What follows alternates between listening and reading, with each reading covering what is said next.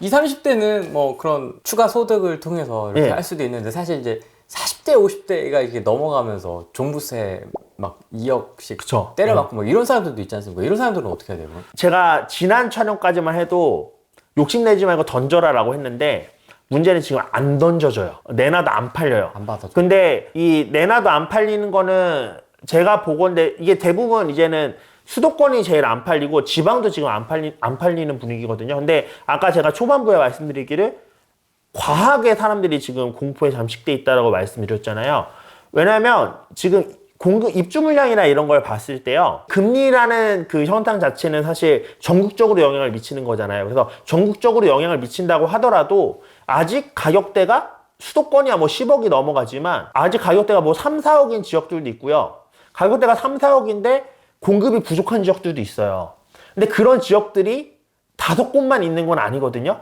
근데 그럼에도 불구하고 지금 상승 지역이 탑 10이 못 나오고 5개밖에 못 지켰다는 거는 지금 시장이 생각보다 공포에 너무 잠식돼 있어서 사람들이 그만큼 매수를 안 한다는 거예요. 근데 이게 언제까지 지속될 수는 없습니다. 왜냐하면 계속해서 공급이 부족하고 게다가 이게 실제로 계산을 해봤는데 3억, 4억짜리 집 사봤자 이자 내봤자 이자 올라가도 1% 올라갈 때 월에 내야 되는 그 거주 비용이 그렇게 크지 않거든요. 그런 것들에 대한 계산이 되면 이제 그런 시장들은 다시 굴러가기 시작할 거예요. 이성적인 생각을 할 수 있는 시점이 내년쯤에는 올 거라고 생각을 해요. 왜 내년이라고 말씀을 드리냐면 오랫동안 계속 급격하게 올렸잖아요. 근데 내년에는 0.5% 정도 사이에요. 그러니까 올릴 수도 있고 안 올릴 수도 있고 요 정도 선에서 내년은 계획이 되어 있고 지금 한은에서 오늘 나온 기사를 보면 3.5%까지 올해는 올리는 걸로 마무리할 거다라는 식으로 물론 이것도 상황 따라 달라지긴 하겠지만 나왔단 말이에요.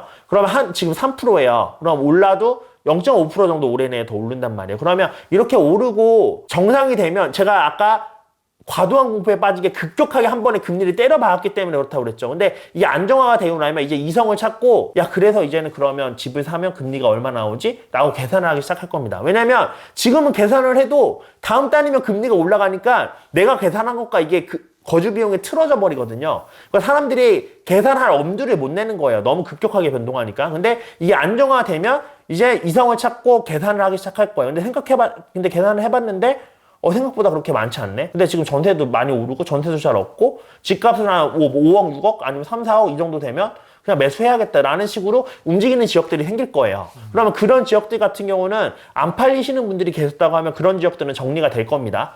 그리고 그렇게 정리되기 시작하면 어느 정도 시장에 온기가 도니까 약간 옆으로도 온기가 전달되기 시작할 거고요. 마찬가지 이유로 수도권도 뭐 인천이나 이렇게 몇몇 지역들 빼놓고는 어느 정도 입주 물량이 내년부터는 이제 줄어드는 쪽으로 들어가기 시작해요. 2024년에는 적정 물량이 되고 2025년에는 정말 모자라지는데 그럼 그런 부분을 감안을 했을 때 어느 정도 이제 금매나 이런 것들은 정리가 되는 그러니까 그때도 뭐 이제 높여서 팔 수 있을 거예요. 손실 안 보고 팔 수 있을 거예요. 이런 말씀을 드리는 게 아니라 지금은 금매는 안 팔리는데 금매는 팔릴 수 있을 정도의 시장 분위기는 내년쯤에는 돌아올 것 같다라는 말씀을 드리는 거고 그러면 종부세를 낸다 하더라도 내년에 내는 거잖아요. 종부세는. 그러면 그때쯤 돼서 너무 욕심 부리지 마시고 터는 방식으로 털면 종부세 같은 거를 버틸 수 있는 그런 기회들이 내년쯤에는 오지 않을까라고 말씀드릴 수 있는 거고 사실 정말 여러 개를 가지고 계신 분들은요 정말 말도 안 되는 가격에 던지면요 팔리긴 팔려요. 솔직히 말씀을 드리면 들어왔던 얘기들을 기준으로 말씀드리는 겁니다. 하락장 때 하지 말아야 될 게 간복이에요. 예를 들면 이런 거예요. 내가 1억에 이거를 샀는데 2억까지 갔었어. 근데 지금은 1억 한 3천 정도의 호가가 나오는 것 같아. 그러면 내가 이 취등록세를 예를 들면 12%를 내고 샀다고 할게요. 취등록세랑 뭐 양도세랑 이런 거 다 감안하면 1억 3천 정도에는 내면 대충 내가 추가로 들어간 이런 재비용은 뽑겠구나. 근데 이렇게 1억 3천 똑같이 내면 안 팔릴 것 같으니까 한 1억 2,500 정도에 올려볼까? 하고 보통 사람들이 이렇게 올려요. 지금 아마 여기 계신 분들도 대부분 그 정도 수준으로 생각하고 올리실 겁니다. 재비용은 최소한 손실 보고 싶지 않으니까 이건 누구나 다 그런 거예요. 뭐라고 하려는 게 아니라 대부분 손실 회피 경향이 있으니까. 근데 이게 간복이라는 거예요. 근데 이렇게 하다가 갑자기 이제 1억 2천 매물들이 나오기 시작해. 그러면 1억 2,500에 안 팔리겠네. 그러면 그럼 이게 손실인데 한 1,000 정도는 손실 보자. 그래서 이제 1억 5백 정도에 이렇게 물건을 올리기 시작해요.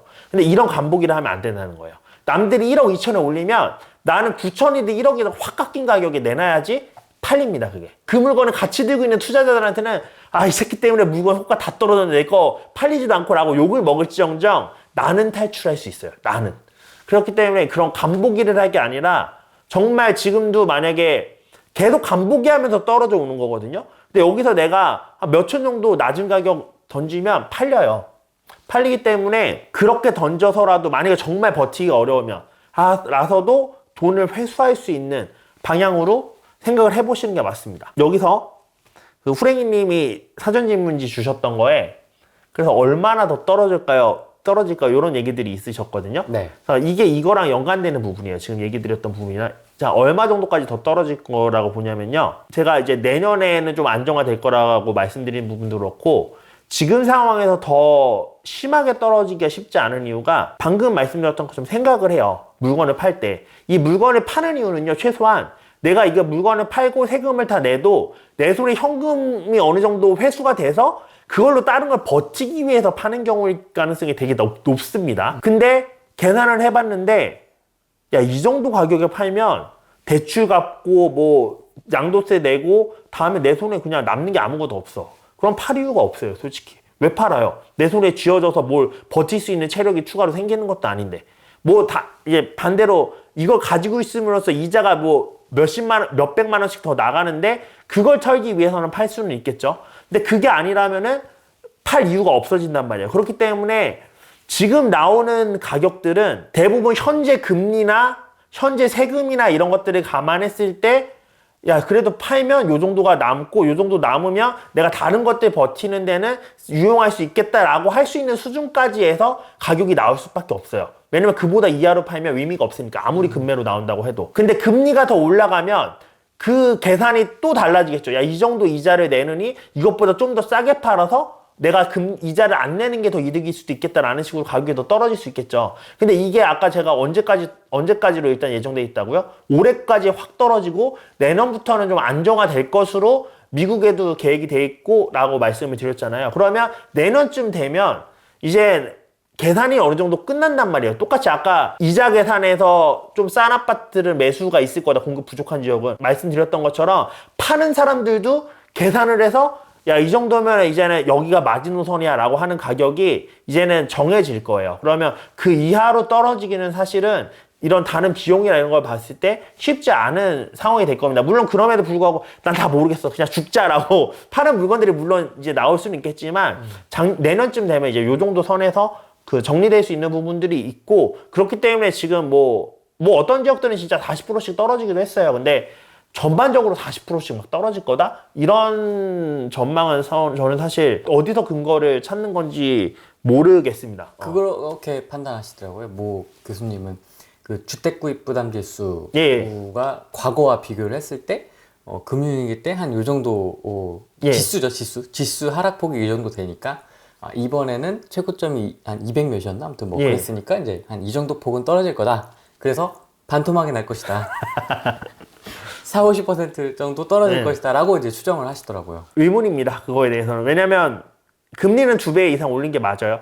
금리는 2배 이상 오른 게 맞는데 일단 금리가 2배 이상 올랐다고 하더라도 이자는 그 집 전체에 대한 게 아니라 일부분인 부분들이 있고 집값으로 치면은 몇 억씩 움직이는 거지만 이자는 뭐 몇십만 원 혹은 100만 원, 200만 원 이렇게 내면은 커버가 되는 부분들이 있잖아요. 그래서 그런 부분들 때문에 아까 제가 말씀드렸던 계산을 하고 움직이는 거고 그럼 그 계산을 했을 때 사실 지금요 50% 내려서 팔죠? 팔 이유가 없어요. 그쵸? 팔 이유가 없어요. 그냥 진짜 이거를 대부를 확 당겨서 대부 대출 받은 걸로 이자를 내면서 버텨도 50%로 파는 것보다 나을 수도 있습니다. 지금 상황을 봤을 때. 그렇기 때문에 50%가 깎인다? 저는 사실 그거에 대해서는 크게 용인은 못 하겠습니다. 지금 현재까지 분위기를 봤을 때는. 지금 대부 이자가 좀 저렴하게 빌려주는 데는 10% 정도예요. 지금 주택담보대출 금리 이제 거의 뭐 별 차이가 안 나는 수준까지 왔죠. 그럼 10% 정도면요. 내가 뭐 5억을 빌려서 그 중에 4억에 대한 그 이자를 10%씩 낸다. 라고 하면 1년에 4천만 원 내는 거잖아요. 1년에 4천만 원 내는 건데 그러면 우리가 1억 원 이자분으로 여분으로 남겨둔 거잖아요. 그럼 2년치 이자는 낼 수 있는 수준이에요. 5억을 대출 받는다고 했을 때. 근데 지금 10억이었던 집들이 반토막이 되면 5억이 된다는 소리거든요.